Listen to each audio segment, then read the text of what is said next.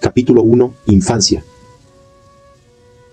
Los árboles del Parque México despedían unas sombras gigantescas que refrescaban el suelo rojizo, por el que caminaba, tomado de la mano de mi madre. A ella no la conocía bien, aunque a mis 2 años de edad no tenía conciencia de ello. Era de mañana, y yo no alcanzaba a ver el cielo. Me preocupaba decirle que deseaba tener un hermano.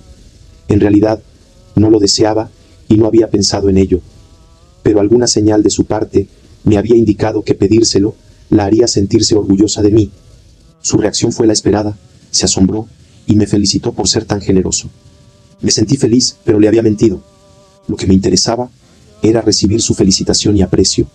A medida que maduro, me doy cuenta que cada instante refleja, en forma concentrada, el tema central de la vida, y el primer recuerdo lo contiene como en capullo.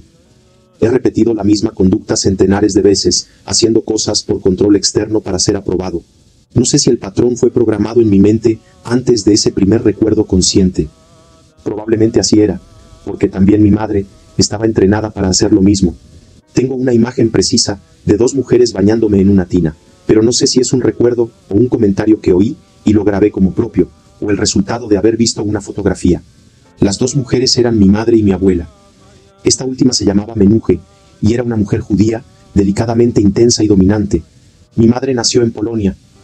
Provenía de la ciudad de Lublin, famosa por haber albergado en su seno a un gran cabalista hacía varios siglos. Se le conocía como el vidente de Lublin, porque era capaz de saber los pecados y las virtudes de todo aquel que se le aproximaba. De pequeño, lo que veía le provocaba tanto sufrimiento que pidió ser vendado de los ojos, permaneciendo así durante toda su infancia. Le rogaba a Dios que su videncia terminara, o que, al menos, se restringiera a unos pocos kilómetros a la redonda. Menuje era hija de un estudioso de la Torá y considerada una de las más bellas doncellas de su pueblo. Poseía un espíritu bohemio que la hizo amar el teatro y dedicarse a él. Le gustaba el arte y leía todo lo que caía en sus manos. Su mente abarcaba mucho más que su época, y estaba enterada de la política internacional y sus vicisitudes.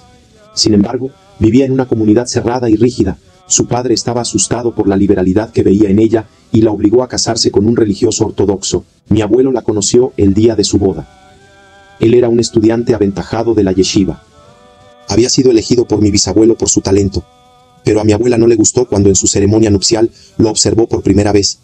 Lo consideró débil e indigno de ella y mantuvo esa impresión el resto de su vida.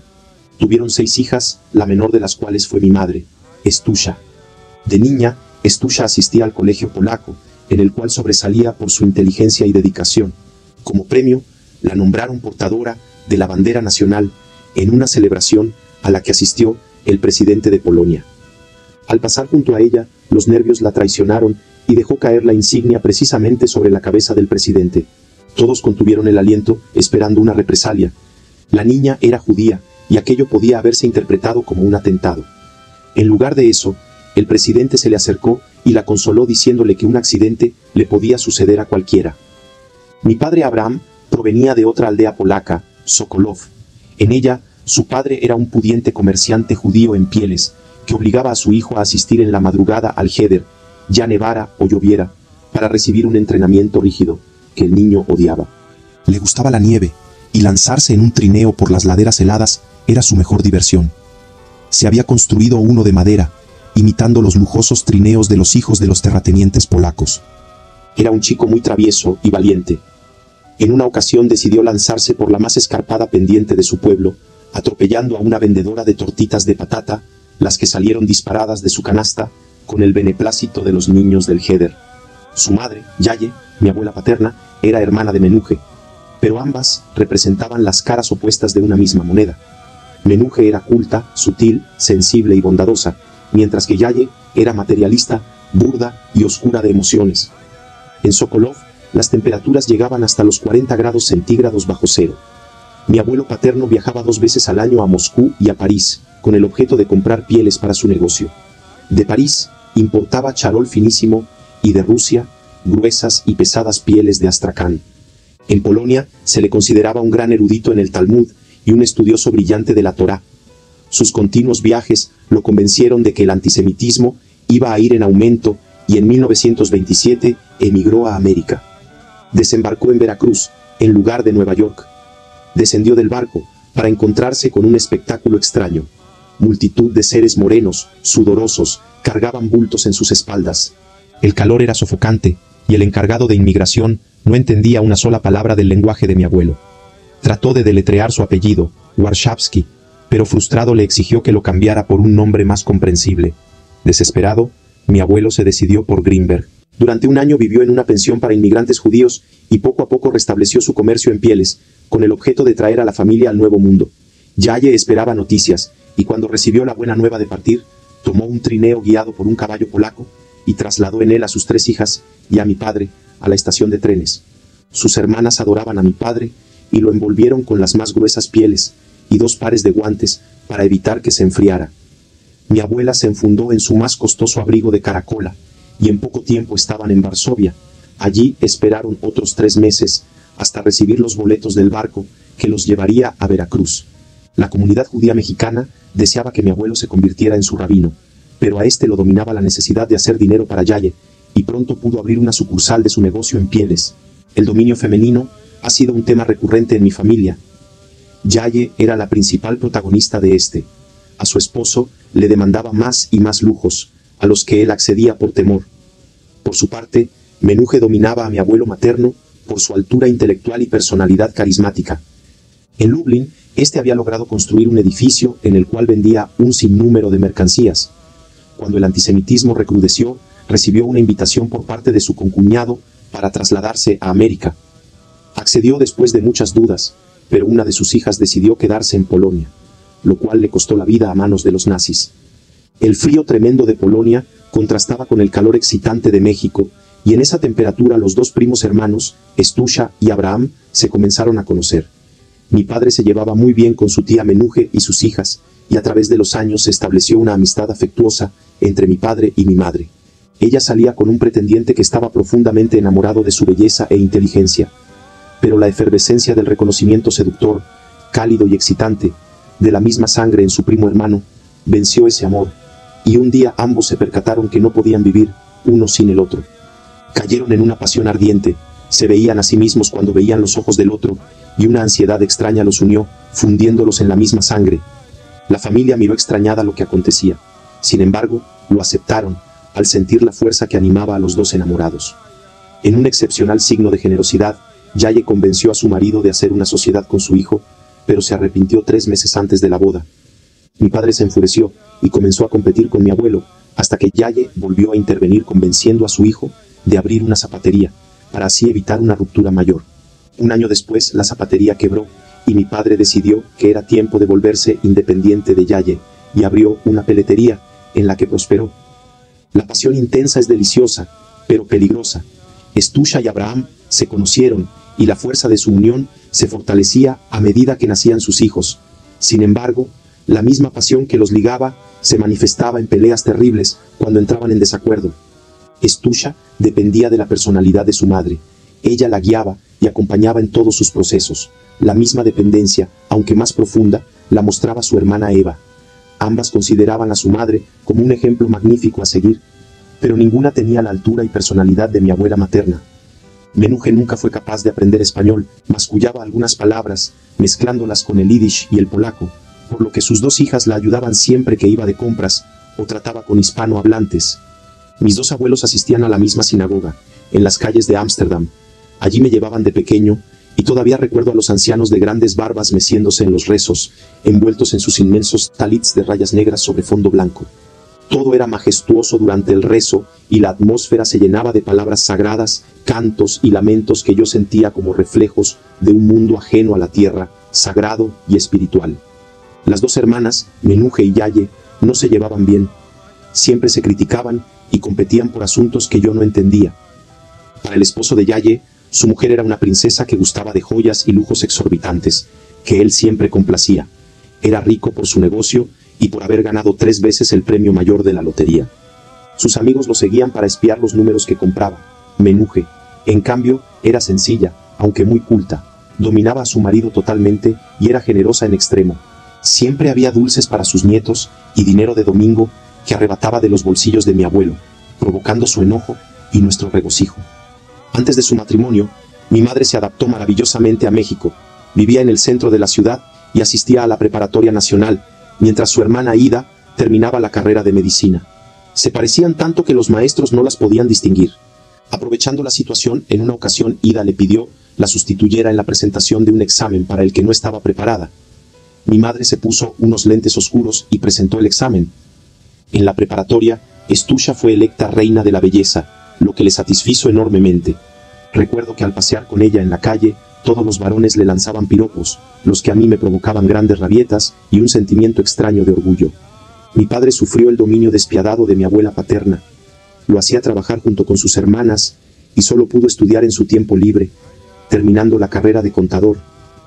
Durante toda su vida se quejó del terrible trato que recibió y de la ausencia de juguetes o fiestas. Con sus propios hijos, sin embargo, repitió la misma conducta. De pequeño, siempre esperaba yo recibir algún regalo de mi padre, hasta que el deseo se fue opacando y consideré natural la ausencia de sorpresas. Entendí, mucho después, que en la vida repetimos innumerables veces nuestros propios aprendizajes tempranos, hasta que nos damos cuenta de la existencia de un patrón o programa. Si tenemos suerte y fortaleza, lo podemos modificar, pero siempre parcialmente. Mi infancia no fue infeliz. Mi madre sufría de una preocupación obsesiva con respecto a mi salud y me prodigó exagerados cuidados, echándome a perder. Alguna vez oí decir que los rusos acostumbraban a romper estrepitosamente las copas que les servían para beber vodka. Yo adopté la misma costumbre, rompiendo los vasos después de beber su contenido.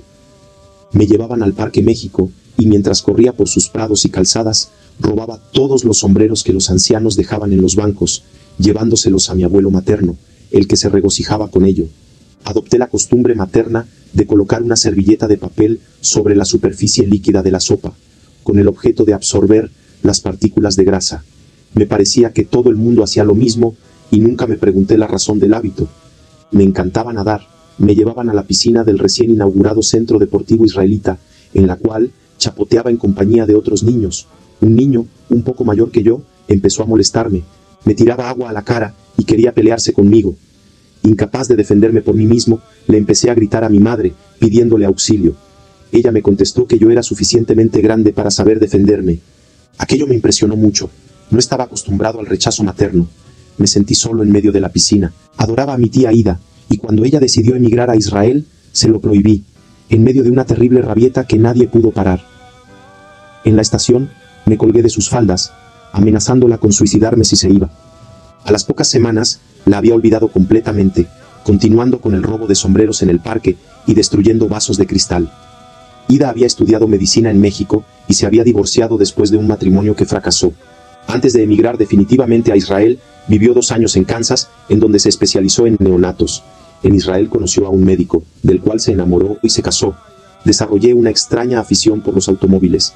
Presumía ante todo el mundo de saber la marca y el año de cuantos veía. Mi madre se asombraba por mi capacidad de discernimiento y memoria. Antes de aprender a leer, era capaz de repetir los anuncios de las calles, reconociendo su contorno. Mi madre, orgullosa de mis habilidades, las reforzaba continuamente. Mi hermano Natán nació repentinamente. No recuerdo haber reconocido ni el embarazo ni la ausencia de mi madre hasta que vi aquel ser rojizo y gordo acostado en una cuna en mi cuarto. Vivíamos en la colonia Condesa, frente a la casa de mis primos. Recuerdo mucho más su casa que la mía, porque prácticamente vivía en aquella. Mi madre y su hermana Eva acostumbraban a pasar todas las tardes juntas y yo, en consecuencia, hacía lo mismo. Mi primer amigo fue mi primo Moish. Lo admiraba e imitaba en todo lo que hacía y decía. No existía en el mundo nadie tan sabido y bueno como él. Pasaba mucho más tiempo con Moish que con Natán o Jerry, mis hermanos menores. Habían nacido uno después del otro, y los 3 dormíamos en el mismo cuarto. Natán hacía ruidos descomunales en la noche, mientras se arrullaba a sí mismo dentro de su cuna. Mis hermanos se peleaban muy a menudo. Natán colocaba a Jerry dentro de una enorme cazuela, la que golpeaba, provocando agudos tonos metálicos y terribles llantos, que solo cesaban cuando Petra, nuestra nana, tomaba cartas en el asunto. Petra era una india tlaxcalteca de nariz chata y tez bronceada. Había llegado a la casa al nacer Jerry, y siempre le había prodigado un cariño especial que a mí me pasaba desapercibido, pero que afectó tanto a Natán, que solo con la ayuda de una psicoanalista pudo elaborarlo muchos años después. Petra se adueñó de la casa. A mí me vestía de pantaloncillos cortos para mandarme a la escuela, con el beneplácito y anuencia de mi madre y la burla despiadada de mis compañeros de kinder. Asistía al Colegio Israelita de México, en las calles de San Lorenzo. Mi padre había asistido al mismo colegio, y en él estudiábamos los hijos de los primeros inmigrantes judíos. Sokolov había sido la aldea polaca en la cual mi padre vivió sus primeros años. Y ahora la Ciudad de México nos criaba a nosotros sus hijos. Mi abuelo materno se levantaba de madrugada para ir a la sinagoga, mientras su mujer preparaba un desayuno kosher, casi siempre consistente en queso blanco que ella misma preparaba. También fabricaba un vino casero delicioso que siempre se servía en las festividades religiosas. En ellas, toda la familia se reunía alrededor de una gran mesa del departamento diminuto que ocupaban mis abuelos maternos. Se pulía el samovar de plata y se servía la más sabrosa comida judío-polaca que he probado. Aunque la mesa brillaba por las copas de cristal y la plata, nunca se comparaba con los banquetes que preparaba Yaye. Las dos abuelas competían por preparar suculentos platos cada vez más abundantes, que a todos nos dejaban más que saciados.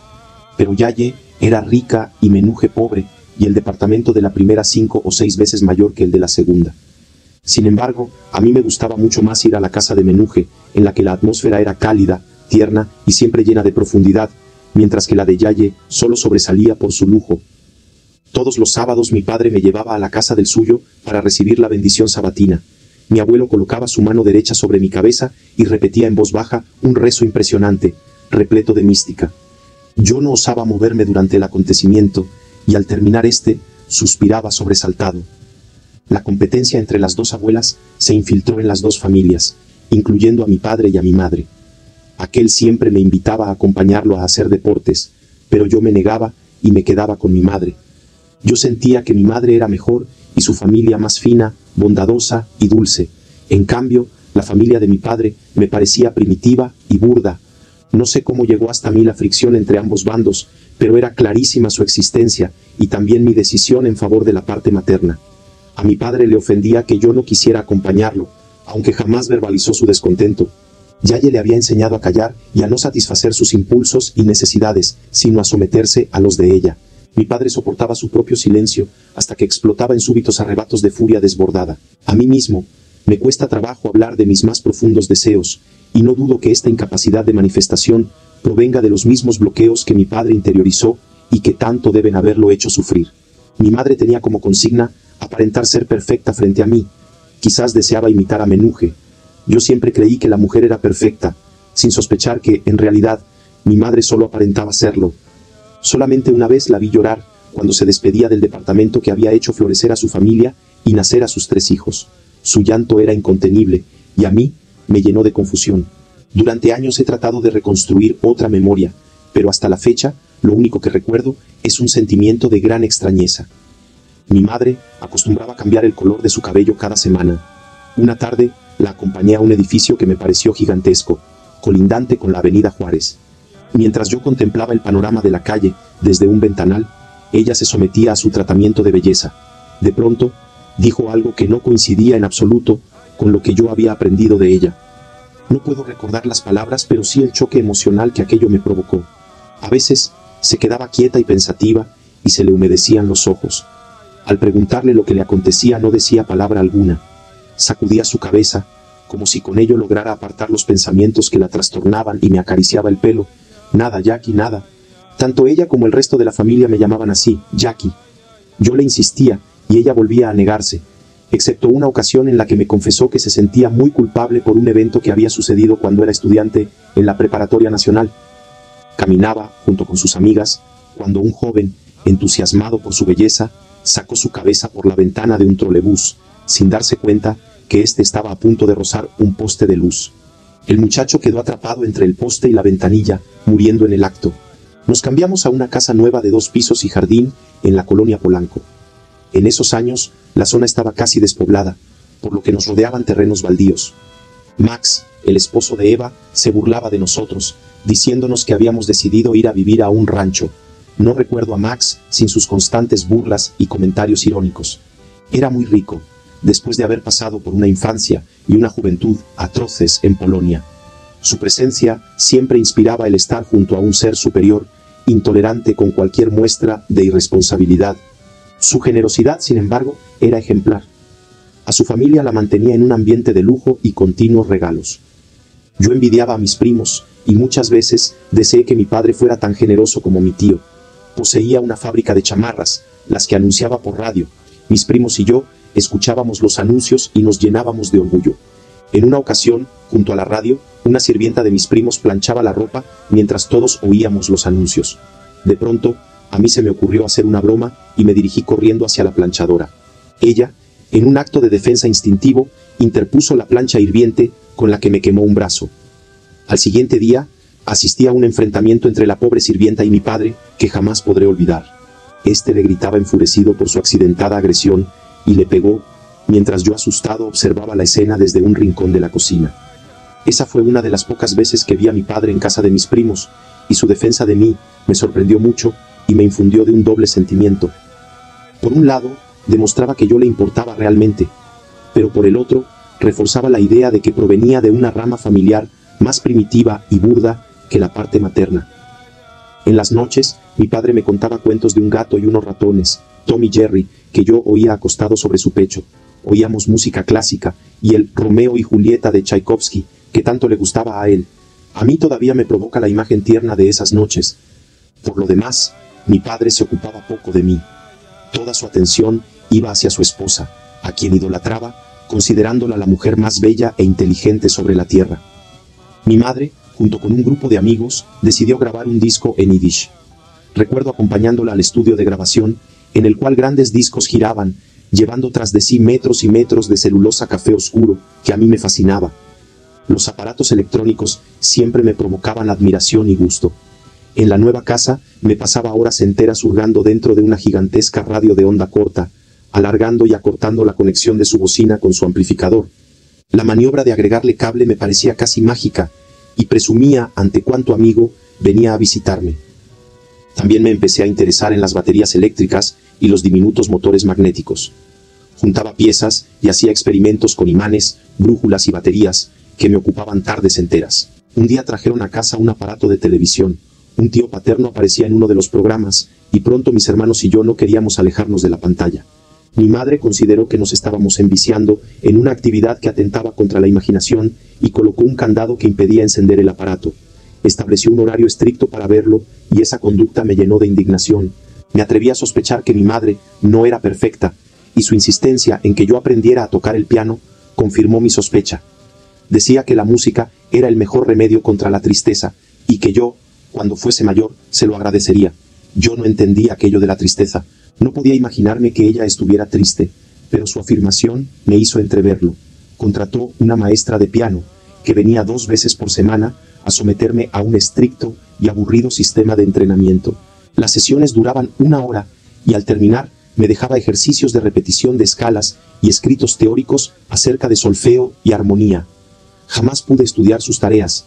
Vigilaba la calle a la hora en la que acostumbraba venir y corría junto al piano, y en los 10 minutos de intervalo entre el momento que estacionaba su auto y aparecía junto a mí, me aprendía de memoria todos los ejercicios y se los repetía, fresco y con cara de inocencia. La llegué a odiar tanto que me imaginaba armando una bomba y colocándola debajo del banquillo del piano para hacerla volar por los aires. Protesté tantas veces y en forma tan angustiada que mi madre acabó por suspender las clases. La casa quedaba tan lejos de la de mis primos que dejamos de vernos. Creo que la lejanía con su hermana Eva afectó mucho a mi madre. Yo, entre tanto, había madurado y empezaba a leer. Petra seguía con nosotros y su conducta era cada día más tiránica. En la vieja casa yo había atentado en su contra, escondiendo y después rompiendo un billete de 100 pesos que mi padre había dejado para el gasto. Los pedazos los había enterrado en una maceta del balcón del departamento. Petra los había encontrado, desenmascarándome. Creo que a partir de ese momento dejó de confiar en mí.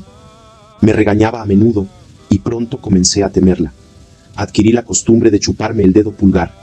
Mientras lo hacía, jugaba con el cuello de mi camisa hasta que éste quedaba deshilachado. Petra no me lo podía perdonar y cada vez que regresaba de la escuela me revisaba y regañaba.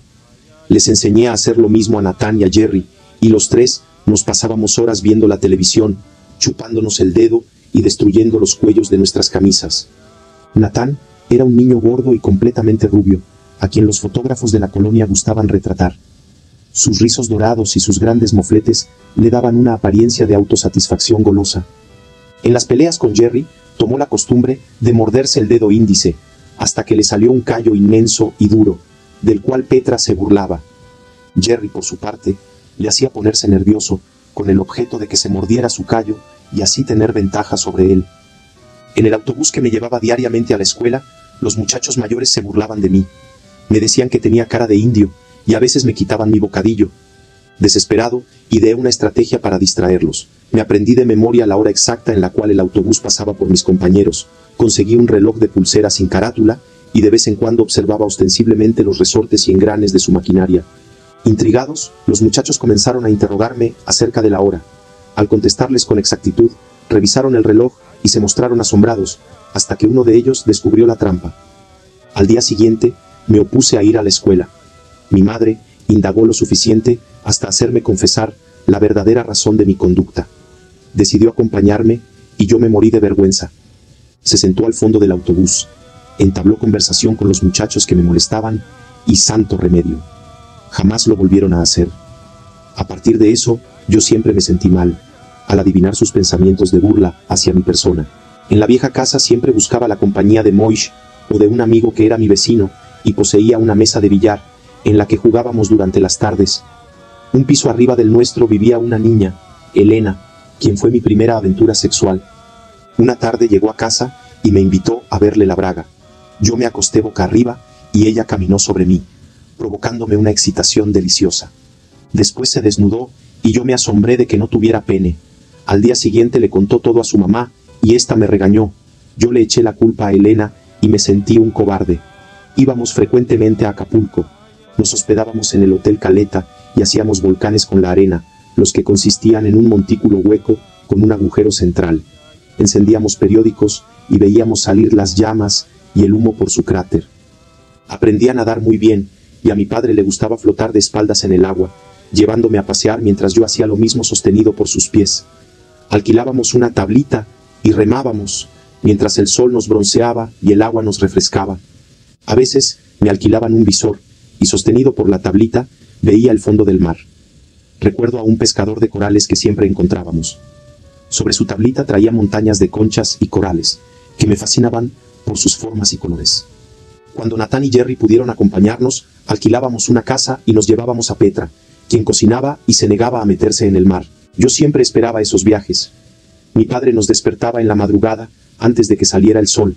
El camino, lleno de estrellas, y la frescura de la noche, me arrullaban, hasta que cerca de Acapulco trataba de adivinar detrás de qué montaña estaba la costa.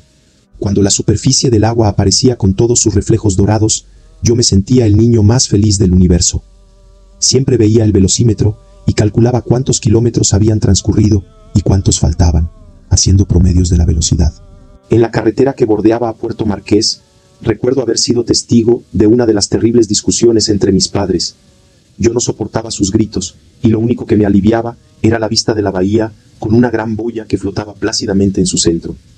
Los barcos y las lanchas me despertaban un gran entusiasmo y soñaba con construirme una de madera. Tenía todo planeado para su hechura. Consistiría en arillos redondos, pegados unos sobre los otros. Nunca pude volver realidad mi sueño, pero la fantasía del armado era suficiente para proporcionarme un gran placer. En el hotel subía hasta la azotea y desde allí lanzaba avioncitos de papel, los que veía planear lentamente haciendo círculos, hasta que se perdían en la playa. En la nueva casa también me subía a la azotea y estaba seguro de que volaría si me lanzaba al vacío. Nunca me atreví a intentarlo. Mi fantasía había surgido de la lectura de las historietas de Superman.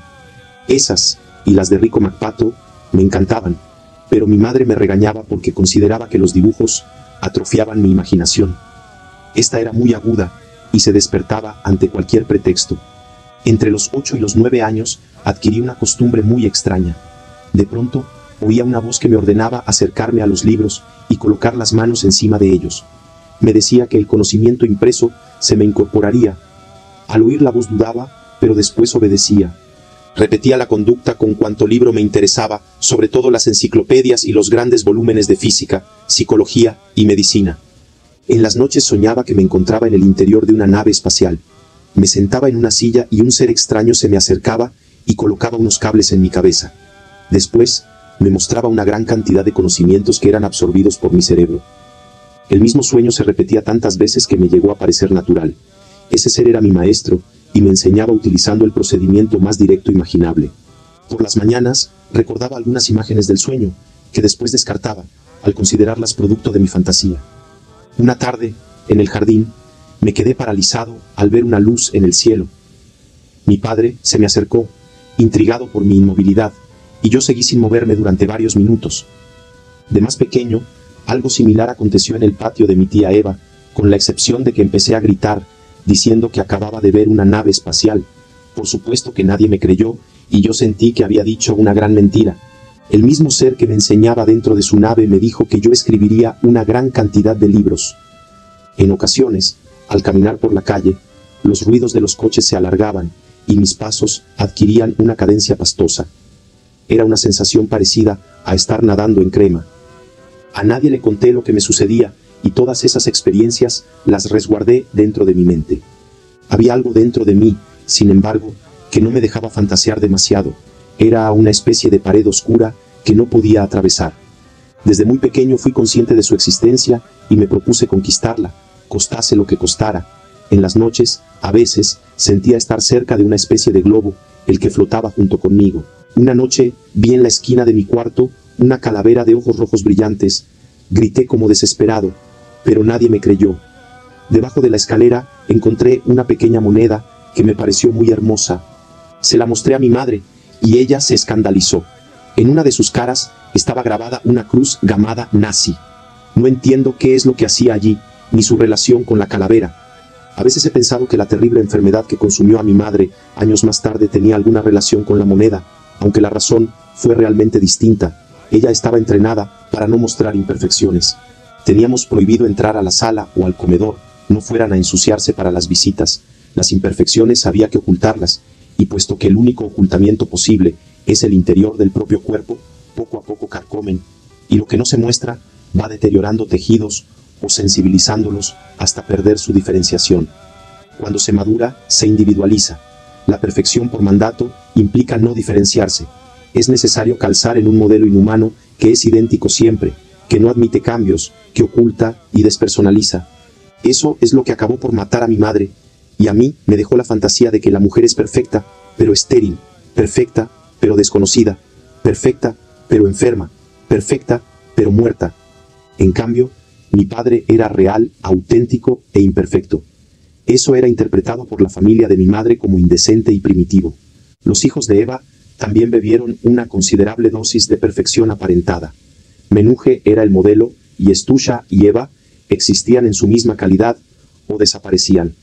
Heredé los mismos síntomas, pero con un modelo que no pudo sobrevivir a mi pubertad, y por ello la imagen que tuve de la mujer fue incompleta y falsa.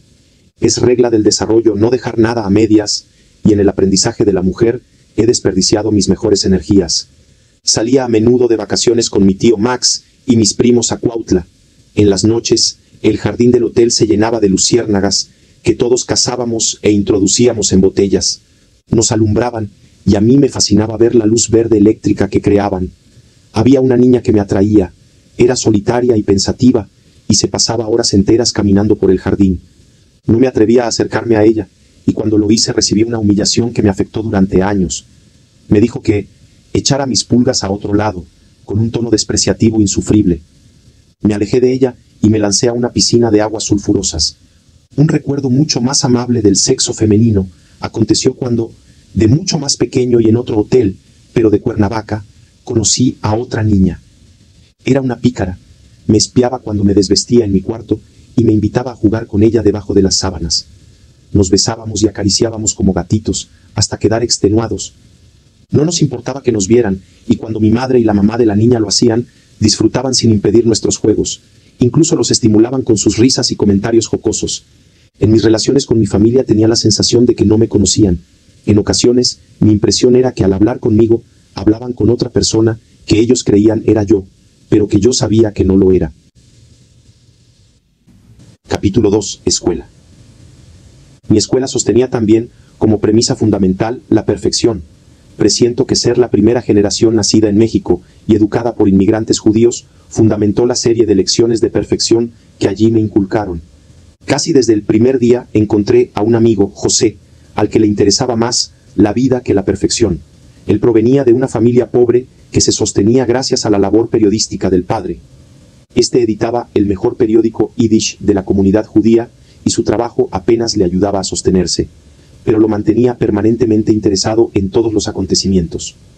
José heredó este interés, lo que, aunado a una memoria privilegiada y a una inteligencia vivaz, lo hacían delicioso como compañero.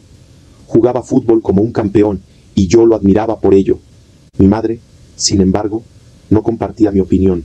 Para ella, José era primitivo e imperfecto, por lo que me recomendaba no estar en su compañía.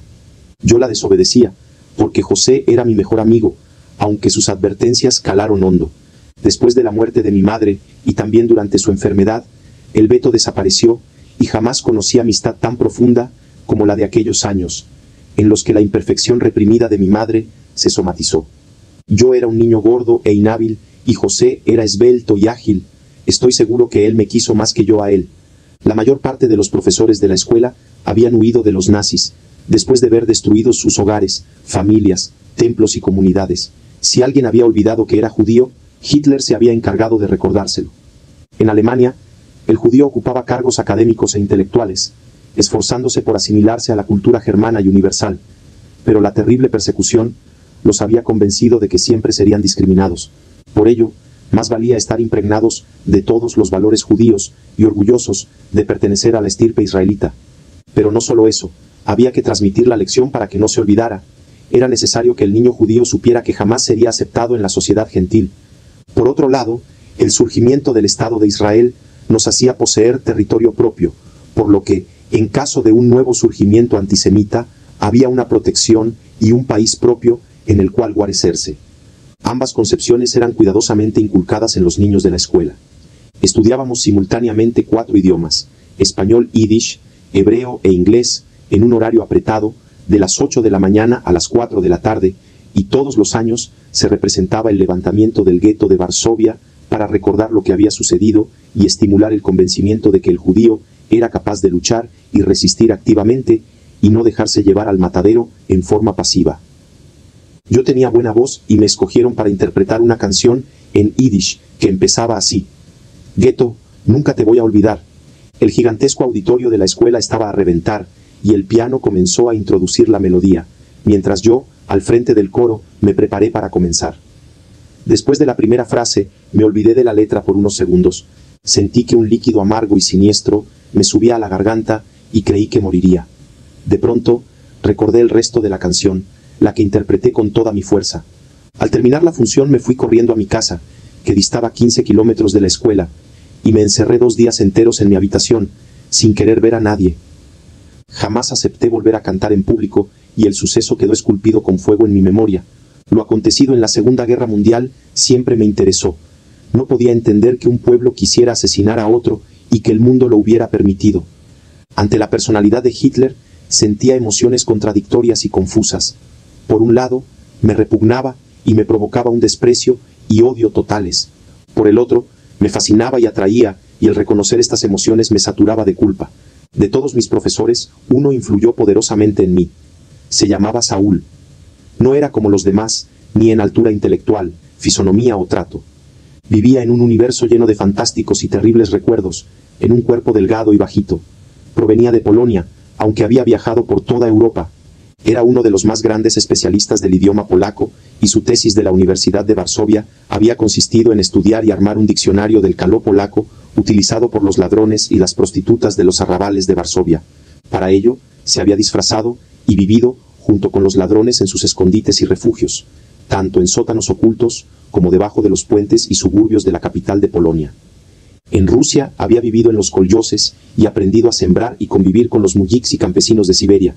Nos contaba su vida y aventuras tanto en clase como en las veladas que organizaba en su casa. En ellas oíamos música rusa y le preguntábamos acerca de sus aventuras. Durante la ocupación nazi, su esposa se había dedicado a cuidar a los niños del gueto, dándoles educación, comida y abrigo. Cuando los llevaron a un campo de exterminio, ella había repartido entre los infantes cápsulas de cianuro con las cuales todos se suicidaron. Ella había cuidado de que ningún niño sobreviviera, siendo la última en aplastar el veneno entre sus dientes. Yo me preguntaba siempre dónde había estado su esposo entre tanto, y creía adivinar un sentimiento de tristeza profunda en sus ojos. Nos leía poesía yiddish, y cantábamos canciones de la preguerra y del gueto. Un día nos relató una historia que a mí no me dejó dormir en paz durante semanas. En un sótano del gueto de Varsovia permanecían escondidas varias familias, entre las cuales se encontraba una mujer con un bebé de brazos.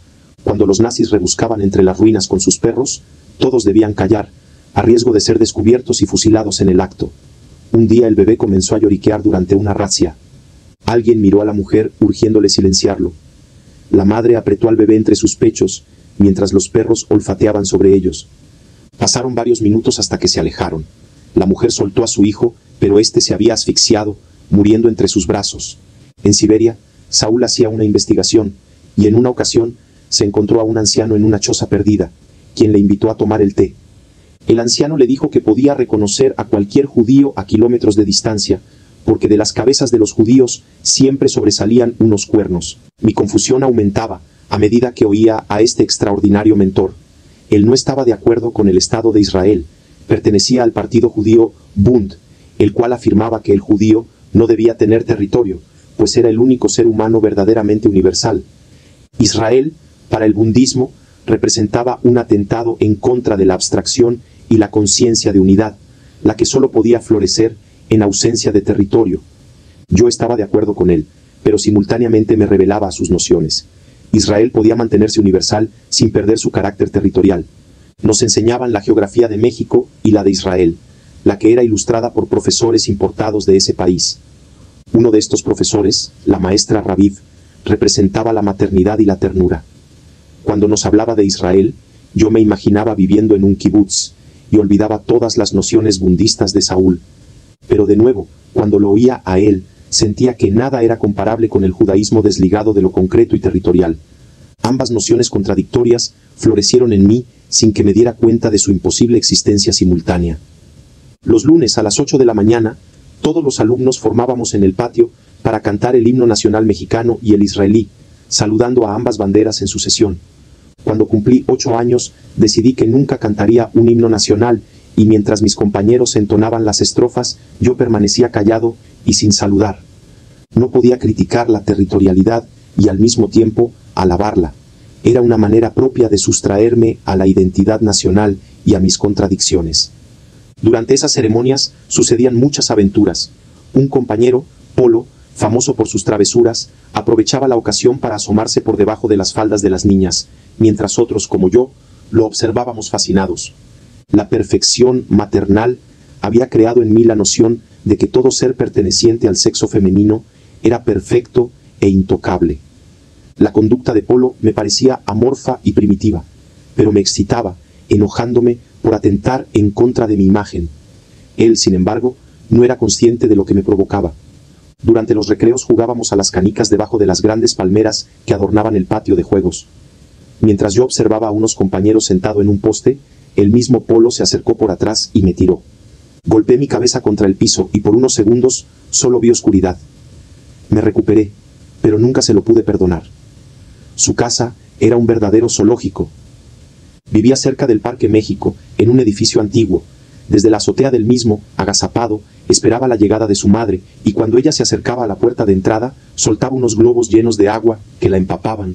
José estaba profundamente enamorado de Silvia y soñaba con casarse con ella. Siempre hablaba de Silvia y me contaba los planes de su futura vida con ella.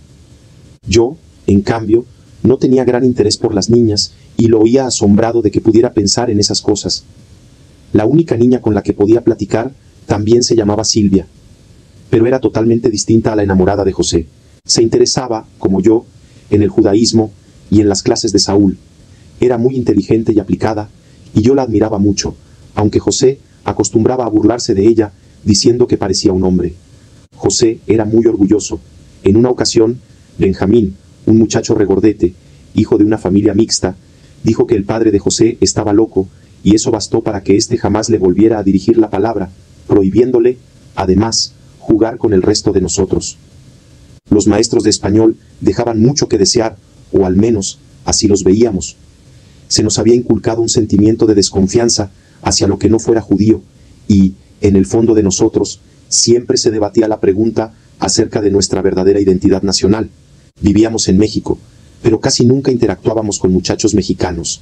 Era tal el miedo por la asimilación y sus consecuencias que no concebíamos vivir de otra manera más que rodeados del idioma, las costumbres y las amistades judías. Pensar en una novia no judía o en casarnos con una mexicana era totalmente vedado para nuestra conciencia. La mitad de la escuela, sin embargo, estaba dirigida por mexicanos, y uno de ellos, el profesor Alarcón, había logrado romper la barrera e introducirse a nuestras conciencias y actos. Amaba a la escuela y nos regañaba continuamente, mostrando así su compromiso y responsabilidad. De algunos maestros llegamos a burlarnos despiadadamente, pero a él lo respetábamos. Yo sentía que nosotros éramos culpables de despertar un antisemitismo oculto, que adivinaba en todas las miradas. Aunque la mayor parte de la población judía de México vivía en la capital, también había pequeñas colonias judías en la provincia. Un día llegó a la escuela un chico alto, delgado, extraordinariamente tímido y con la cara de un color rojo subido. Venía de Tampico y era hijo de uno de los más grandes ganaderos de la entidad. Nunca hablaba con nosotros y siempre se sentaba apartado de todos, pero a mí me simpatizó desde el primer instante que lo vi. Yo también era muy tímido, y mi constitución regordeta e introvertida captó en él una inmediata compatibilidad. Se llamaba Bernardo, y pronto nos hicimos amigos. Vivía en una gran residencia en Las Lomas, la que empecé a frecuentar. Tenía 6 hermanos y una hermana. El padre, Cicel, visitaba a su familia muy de vez en cuando, porque, además de su ganado, perforaba pozos petroleros. Bernardo idolatraba a su padre y me hizo sentir lo mismo por él. Una vez me invitaron a Tampico. Conocí sus ranchos y la fortaleza de sus dueños. Cicel tenía 2 hermanos. Uno de ellos fumaba constantemente y jamás quería salir del rancho. En una ocasión había llevado a pasear a unos sobrinos y los habían atropellado. Su culpa era inmensa, pero su bondad era mayor. Para Cicel, el mayor orgullo era ver a sus hijos estudiar. Una noche, yo leía una revista, ayudado de una linterna eléctrica, y Cicel me sorprendió. Desde ese momento me consideró su protegido, y continuamente mencionaba mi ansia por estudiar aún en las peores circunstancias. Yo lo sentí exagerado, pero aceptaba sus mimos y atenciones con gran placer. No podía creer la gran extensión de las tierras de la familia de Bernardo. En uno de los ranchos había incluso un lago, que yo me propuse conquistar, construyendo una balsa de troncos. En Tampico conocí una estirpe de inmigrantes lituano-judíos, llena de gracia y espontaneidad. Uno de ellos, Marcos, se había sostenido gracias a que recorría las rancherías vendiendo imágenes de santos cristianos. Se conocía todos sus milagros y Bernardo y yo nos destornillábamos de risa al oírlo recitarlos. Se contaba una anécdota deliciosa entre Marcos y el más poderoso ganadero del estado. En una ocasión, este último había despertado aterrorizado de un sueño en el que veía morir a sus toros por una sequía terrible. Le habló por teléfono a Marcos para confesarle su angustia. Al día siguiente, Marcos le devolvió la llamada y la calma anunciándole que había soñado con lluvias abundantes para sus pastizales. El director general de la escuela era un pedagogo europeo que se llamaba Schulgasser. Su presencia era aristocrática, de pelo cano, fornido y alto. Tenía como consigna la disciplina y la rigidez. Todos le obedecíamos, aunque aborrecíamos gran parte de sus medidas. La peor era impedirnos salir de la escuela en los recreos y a toda hora, excepto cuando los autobuses nos llevaban a casa. Un día decidimos enfrentarnos a él y nos pusimos en huelga. Salimos de los salones y nos sentamos en el patio, negándonos a tomar clases. Schulgasser no cedió y cuando nos amenazó con expulsarnos, nos venció el miedo. En el recreo grande, que duraba 20 minutos, nos dedicábamos a jugar al fútbol. Yo ocupaba la posición de defensa y tenía la debilidad de lanzar la pelota fuera del campo hacia la calle. Puesto que no se nos permitía salir, debía escalar la tapia. Aquello era un verdadero suplicio. No era ágil, y todos se burlaban de mi esfuerzo por escalar la pared. Me llamaban Grover por mi gordura, lo que me producía un sentimiento de inferioridad. Mi maestro de geografía también le había enseñado la misma materia a mi padre, lo cual me llenaba de orgullo. La clase, sin embargo, era aburridísima. Nos teníamos que aprender de memoria todos los pueblitos por los que pasaban carreteras principales y secundarias. Los exámenes consistían en recitarlos junto con todas las capitales y países del mundo. Una noche sentí que un mareo descomunal se apoderaba de mí, después de intentar aprenderme una centena de nombres. Muchas de las pruebas eran por temas. Había una gran esfera hueca en la que se introducían números, los que servían para determinar los temas que cada alumno debía desarrollar. José y yo acostumbrábamos estudiar juntos, y a medianoche llamábamos a Lázaro, quien tenía fama de vidente y aplicado estudiante. Él nos daba un mensaje oracular acerca del número que nos tocaría y ambos le hacíamos caso. Lo extraordinario es que casi siempre acertaba. Durante varios años frecuenté la compañía de otro Bernardo. Su padre era religioso y su madre una tirana. Muchas veces lo vi llorar desesperado meciendo su cabellera pelirroja en un acto de negación por su suerte. Platicábamos horas enteras y yo lo calmaba, notando un dejo de celos en José. Pronto, a los dos Bernardos, a José y a Lázaro, les dio por jugar a las cartas. Se escondían en un cuarto secreto de la casa, temblando cada vez que oían acercarse a la mamá de Bernardo. Yo no participaba en esos juegos. Había introyectado la actitud materna, considerándolos superficiales e imperfectos. Me sentía, sin embargo, aislado y excluido, y eso estimulaba mis tendencias introvertidas y mi timidez. A partir de los 9 años, me empecé a interesar en el sexo opuesto. Siempre tuve una tendencia mesiánica, pensando en que cualquier descubrimiento que hiciera debía enseñarlo como una gran solución para diferentes problemas. Mi madre había estimulado un gran narcisismo en mí, y yo lo expresaba sin inhibiciones, no importando en qué contenido se basara. En todas mis relaciones trataba de aparentar ser perfecto y daba consejos e indicaciones que pronto me valieron sentirme un desconocido. Empecé a sentir que nadie me conocía de verdad y que todos aparentaban.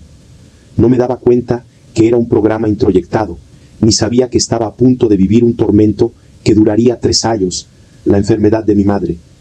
Antes había conocido 2 enfermos graves en mi familia, mi abuelo paterno y un tío. Mi abuelo enfermó de cáncer en el estómago. Lo internaron en el viejo hospital inglés y allí me llevó mi padre a visitarlo. El cuarto era grande y de techo muy elevado. En una estrecha cama se quejaba lastimosamente, su vientre sobresalía como una gran joroba.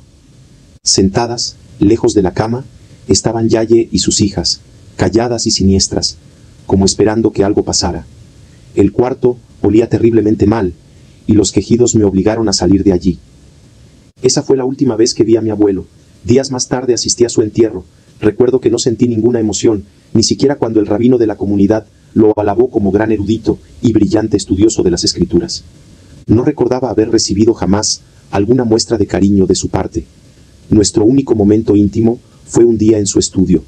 Un gran escritorio de madera labrada, rodeado de muebles repletos de libros, y una caja fuerte inmensa le hacían marco mientras me explicaba algún pasaje del Talmud. De pronto, Yaye empezó a regañar, con voz agudísima, a una de sus hijas. Miré a mi abuelo e hice un comentario jocoso en relación a las mujeres, que fue recibido con una risa de complicidad. El otro enfermo era tío Benjamín, el esposo de la hija mayor de Yaye. Su enfermedad lo mantenía postrado en cama en un cuarto semioscuro que alguna vez visité.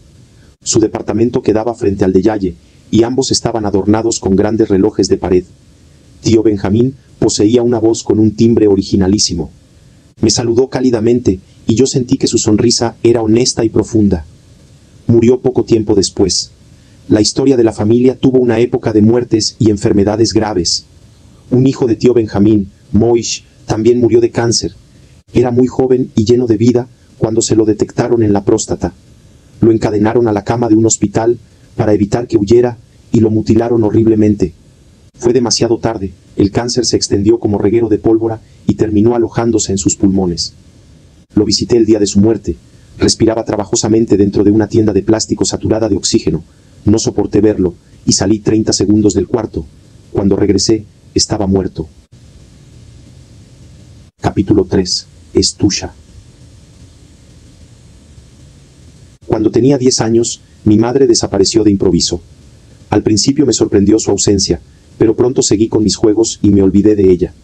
Algo, sin embargo, estaba pasando, que no acababa de comprender y que hacía actuar a mi familia de manera muy extraña.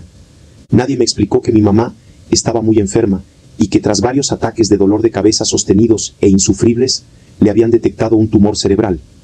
Su ausencia era debida a una operación que el neurocirujano Davidov había realizado en su cerebro, extrayéndole el tumor, que resultó ser maligno. Estaba en la casa de mis primos, junto a la gran escalera en espiral que partía del recibidor de la planta baja, cuando vi entrar a Moish sosteniendo a mi madre. Ella parecía incapaz de caminar, y cuando me fijé en su cabeza, la noté totalmente vendada y sin rastros de cabello. La visión duró escasos 2 segundos.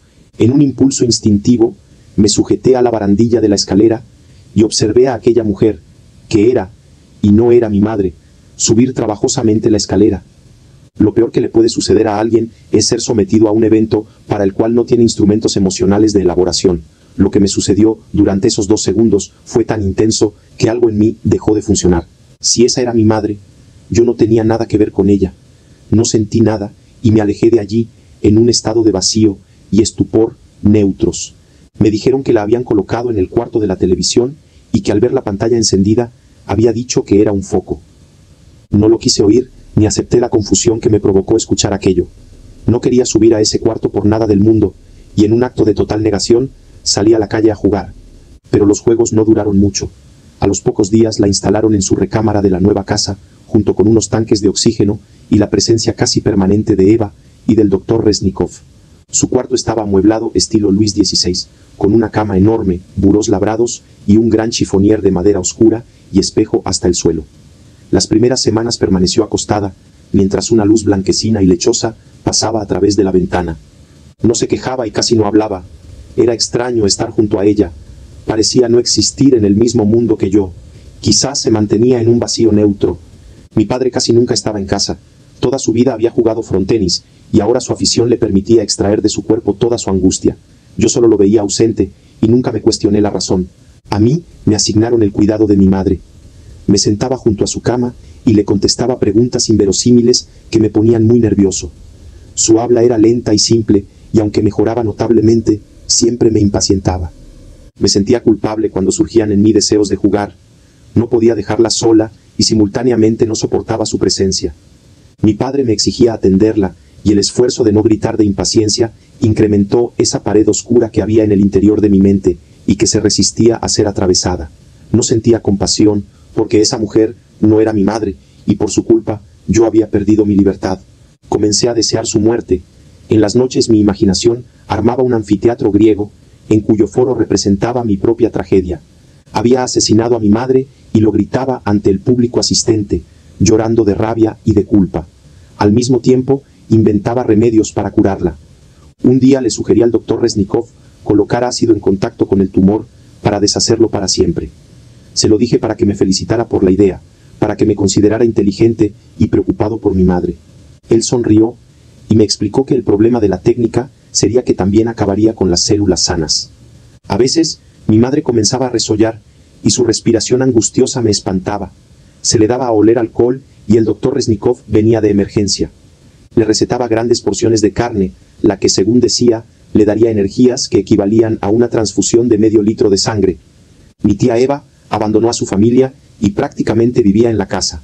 A los pocos meses, mi madre dibujaba y hablaba mejor. En ocasiones, mi padre la llevaba a pasear en su coche. Una tarde, mientras recorríamos la ciudad, se me ocurrió preguntar dónde estaba su cabello y por qué usaba una peluca. Su reacción me sorprendió a un grado tal que me dejó helado. Se sintió ofendida y apenada. Ella seguía siendo bella, y yo la había ofendido con mi observación indiscreta. Me apenaba estar junto a ella. Cuando íbamos a una tienda y yo tenía que explicar sus preguntas a los dependientes, me sentía sofocado por la vergüenza de tener una madre tan tonta.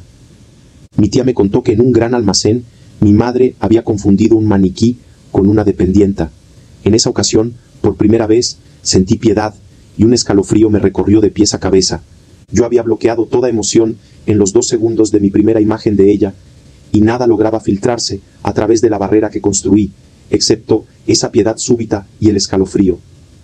A veces la acompañaba a sus tratamientos de radiación, la espera en el hospital Dalinde, las precauciones de su traslado, las peticiones al taxista para que fuera despacio y no hiciera saltar el automóvil, eran un suplicio. Ante un bache, que el chofer no tuvo cuidado de evitar, yo empecé a decir que en México no se podía ni siquiera fabricar un tornillo en buen estado. Eva me hizo callar, asustada, y me dijo en voz baja que tuviera cuidado de lo que decía enfrente de un mexicano. Mi madre no veía bien ni oía con claridad. Cuando íbamos al cine, yo me tenía que sentar a su lado para explicarle lo que sucedía en la pantalla. Yo odiaba hacer aquello, y soportaba mi impaciencia mordiéndome los labios y rogando no oír una pregunta más. Todo se me ocultaba, y todo se me exigía. Muchos años después, me enteré que a la mitad de su recuperación, mi madre había quedado embarazada de una niña, pero que las radiaciones la habían matado y tuvieron que extraérsela mediante una operación. A mi padre empezó a hacerle insuficiente la catarsis que le ofrecía el frontenis, y su mal humor lo manifestaba ante sus hijos, quienes le temíamos cada día más. Comer a su lado significaba no poder decir una palabra o hacer un ruido, por temor a verlo explotar en contra nuestra. Él, en cambio, masticaba con la boca abierta y se permitía todos los abusos. Él estaba seguro que Dios había muerto y que su lugar había sido ocupado por el diablo. Una noche me preguntó si yo había pensado en la posibilidad de que mi madre pudiera morir. Me lo dijo como reclamo por mi falta de atención hacia ella y para hacerme tener conciencia de mis responsabilidades como hijo. A pesar de haberlo deseado y pasarme las noches representando mi personal tragedia griega, sus palabras me horrorizaron. Por supuesto que nunca había pensado seriamente en esa posibilidad. El incidente acrecentó una sensación de culpa que no me abandonaría nunca. Cuando podía, armaba avioncillos de madera de balsa y con unos ahorros fui capaz de comprarme un diminuto motor de gasolina. Enfrente de mi casa vivía Alfredo y juntos salíamos a volar nuestros aviones al campo Marte.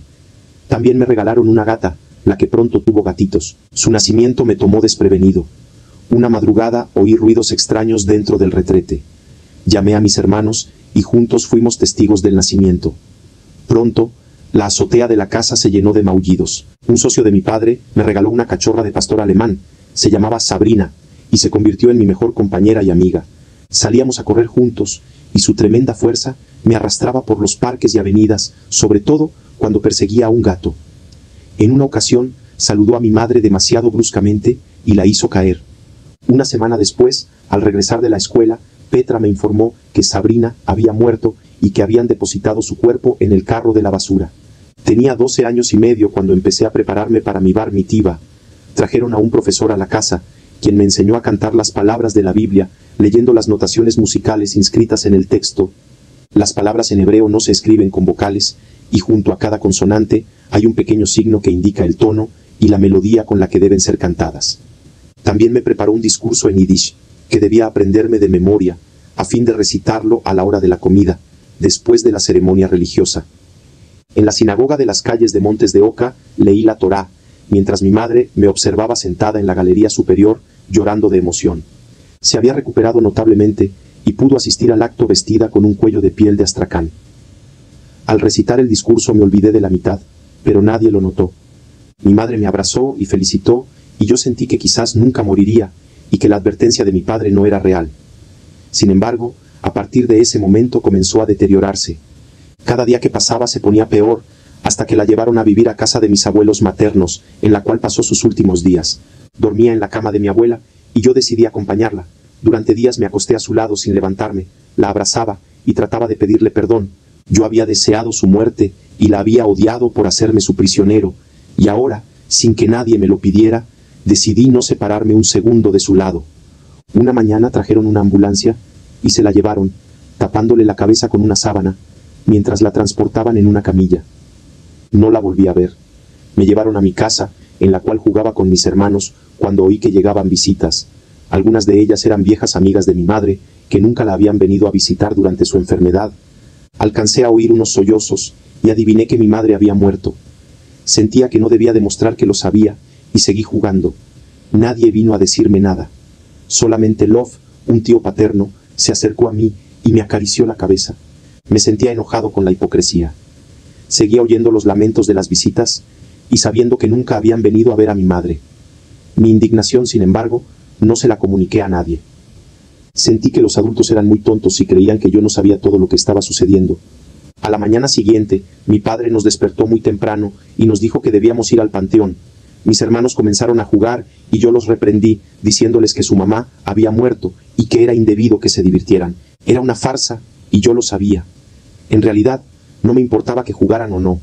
Al llegar al panteón, Balbina, una amiga de mi madre, me abrazó y lloré sin poderme contener.